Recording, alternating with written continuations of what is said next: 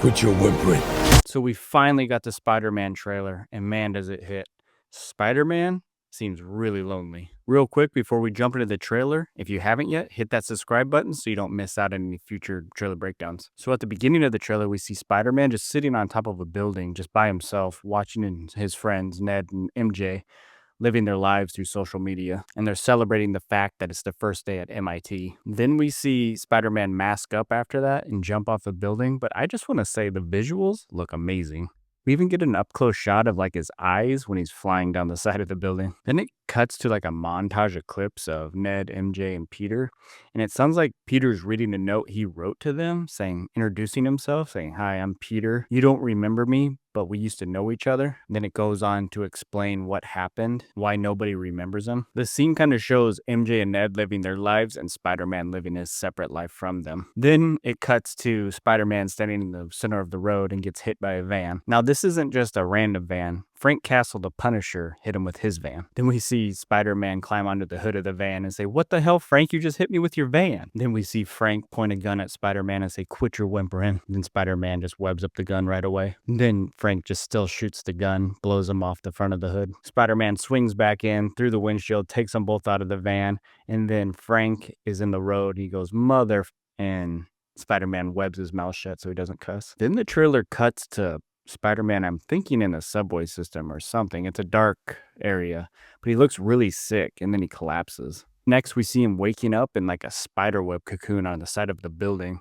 He's shirtless, he's just in like his boxers, and then he starts falling, and then we see him shoot, but the trailer cuts off his hand, so we don't see the spiderwebs coming out of his wrist, but I'm guessing that's what's happening now. Then we see Peter find Dr. Banner, Bruce Banner, the Hulk, in a classroom, and he asks him for help. Then Bruce says to Peter, "What'd you say your name was?" So he forgot who he was too. But he does tell him if your DNA is mutating, it'd be enormously dangerous. Then it cuts to Spider-Man using his, what I would assume is new web shooters out of his wrist, overshooting things, crashing, not really knowing how to use them yet. Then we cut to a scene with Spider-Man, and it looks like maybe he's with the anti-vigilante task force or maybe some cops, but they're pretty tactical. But then he rips the door off. Now that I've watched it several times, that's the tank on its side, but there was an old lady inside. Now I'm questioning why there's an old lady inside. And then all the cops start like acting weird, like they're either being shot or mind controlled. So I'm curious if Jean Grey's in the room or is she controlling that lady in the tank? Let me know in the comments. Then it cuts right to a character inside of an apartment, and we don't see their face, just the back, and they're holding their hands up with the hood up. I think that's Sadie Sink's character, but now I'm wondering if she is playing Jean Grey. Then the scene cuts to Scorpion finally in his full suit, and he tells Spider-Man to stay out of his way. Then it cuts to a scene where Spider-Man webs up the tank and just totally gets smashed into a side of the bus. At first, I thought that was Rogue on the bus. Everybody go back and look at that scene. That's 2 minutes and like 7 seconds in. She has like blonde hair and then dark in the back. I had to rewatch it. It's like, whoa. Then we cut to Spider-Man swinging through, and if you look right below him, we see the villain Boomerang. Then right after that, real quick, we see the next villain. That's Tarantula. Then right after that, we see another set of villains. I don't know how Spider-Man's taken all these people on, but now we see the Hand. If you remember Daredevil, he fought them in the Netflix series. It looks like the Hand may have captured Peter. He's down on his knees, and then we see one of them coming down on him with a sword.